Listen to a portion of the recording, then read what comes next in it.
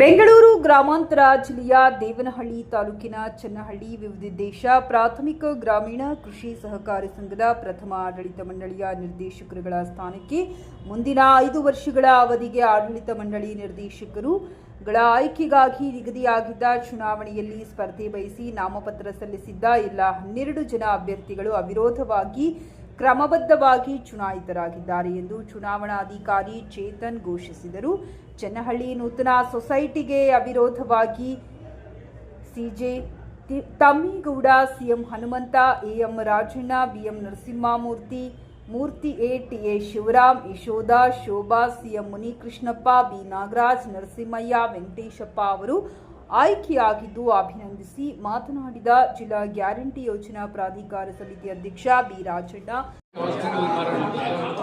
ಬಟ್ಟೆ ಅಂಗಡಿ ಇರ್ಬೋದು ಎಲ್ಲ ಕೂಡ ಕೊಡೋದಕ್ಕೆ ನಾವು ಮುಂದಿನ ದಿನಗಳಲ್ಲಿ ನಮ್ಮ ಎಲ್ಲ ಡೈರೆಕ್ಟರ್ಗಳು ನಾವೆಲ್ಲ ಸೇರ್ಕೊಂಡು ಗ್ರಾಮಗಳು ಸೊಸೈಟಿ ಆಫೀಸ್ ಯಾವ್ಯಾವ ಎಲ್ಲಹಳ್ಳಿ ಇದೆ, ಮರಳೂರು, ಗೋಲ್ನಹಳ್ಳಿ, ಅಗ್ರಹಾರ, ಎಲ್ಲಹಳ್ಳಿ, ಕೋದಾಳ, ಬಾಗಲಕೋಟೆ ಎಲ್ಲರೂ ಒಗ್ಗಟ್ಟಾಗಿ ಹೋಗಬೇಕು, ಅನ್ಯೋನ್ಯತೆ ಹೋಗಬೇಕು. ಸೊಸೈಟಿ ಮುಂದಿನ ದಿನಗಳಲ್ಲಿ ಅತ್ಯುನ್ನತ ಸ್ಥಾನಕ್ಕೆ ಬರಬೇಕು ಅನ್ನೋ ದೃಷ್ಟಿ ಇಟ್ಕೊಂಡು ಸಂಘವನ್ನು ಸ್ಥಾಪನೆ ಮಾಡಿ ಈಗ ಜವಾಬ್ದಾರಿಯನ್ನು 12 ಜನ ನಮ್ಮ 30 ಜನ ಅರ್ಜಿಗಳಾಕಿದವ್ರ ಪೈಕಿ ನಾವೆಲ್ಲ ಕೂತು ಮಾತಾಡಿ ನಾರಾಯಣ ಸ್ವಾಮಿಯವರು, ನಾವು ಈ ಕಡೆ JDS ಮುಖಂಡರುಗಳು, BJP ಮುಖಂಡರುಗಳು ನಾವೆಲ್ಲ ಸೇರಿ ಮಾತಾಡಿ ಈಗ ಸೊಸೈಟಿ ಪ್ರಾರಂಭ ಆಗಿರೋದ್ರಿಂದ ಹೊಸದಾಗಿ ತಾಲೂಕಿನಲ್ಲಿ ಪಂಚಾಯತಿಗೊಂದು ಸೊಸೈಟಿ ಆಗಿರೋದ್ರಿಂದ ಇದಕ್ಕೆ ಚುನಾವಣೆ ಬೇಡ, ನಾವೆಲ್ಲ ಕೂಡ ಅನ್ಯೋನ್ಯವಾಗಿ ಒಗ್ಗಟ್ಟಾಗಿ ಹೋಗೋಣ ಅನ್ನೋ ದೃಷ್ಟಿ ಇಟ್ಕೊಂಡು ನಾವೆಲ್ಲ ಮಾತುಕತೆ ಮಾಡ್ಕೊಂಡು ಸೀಟ್ಗಳನ್ನು ಹಂಚಿಕೆ ಅವಿರೋಧವಾಗಿ ಆಯ್ಕೆ ಆಗಿದ್ದಾರೆ.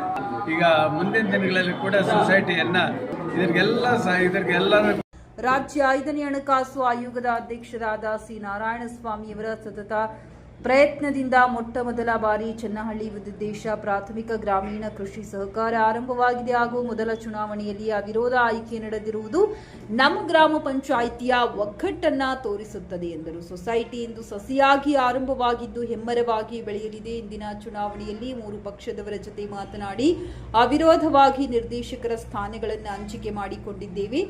ಪ್ರಸ್ತುತ 769 ಜನ ಷೇರುದಾರರು ಇದ್ದರೆ 9,28,000 ಆರಂಭಿಕ ಠೇವಣಿ ಇದೆ. ಮುಂದೆ ಸೊಸೈಟಿ ಕಾರ್ಯಚಟುವಟಿಕೆ ಆರಂಭವಾದ ಮೇಲೆ ಪಡಿತರ ವಿತರಣೆ, ಗೊಬ್ಬರ ಮಾರಾಟ, ಜನತಾ ಬಜಾರ್ ಮುಂತಾದವುಗಳನ್ನು ಮಾಡಲಾಗುವುದು. ಚನ್ನಹಳ್ಳಿ, ಹರಳೂರು, ಪೋಲನಹಳ್ಳಿ, ತೆಲ್ಲಹಳ್ಳಿ, ಅಗ್ರಹಾರ, ಅಗಲಕೋಟೆ, ಬೋದಾಳ ಗ್ರಾಮಗಳು ಸಹಕಾರ ಸಂಘದ ವ್ಯಾಪ್ತಿಗೆ ಒಳಪಟ್ಟಿವೆ ಎಂದರು. ಈ ಸಂದರ್ಭದಲ್ಲಿ ಚನ್ನಹಳ್ಳಿ ಗ್ರಾಮ ಪಂಚಾಯತ್ ಅಧ್ಯಕ್ಷ ಬಿ ರಾಧಾಕೃಷ್ಣ, ಮಂಜುನಾಥ್, ವಕೀಲರಾದ ನಂದೇಶ್, ರಮೇಶ್, ವಿವಿಧ ಪಕ್ಷದ ಮುಖಂಡರಾದ ನಂದೀಶ್, ಚೇತನ್ ಕುಮಾರ್, ಮುನಿಶಾಮಿಗೌಡ, ಮಂಜುನಾಥ್, ರಾಮದಾಸ್, ಶಿವಾನಂದ್, ದೇವರಾಜ್ ಉಪಸ್ಥಿತರಿದ್ದರು.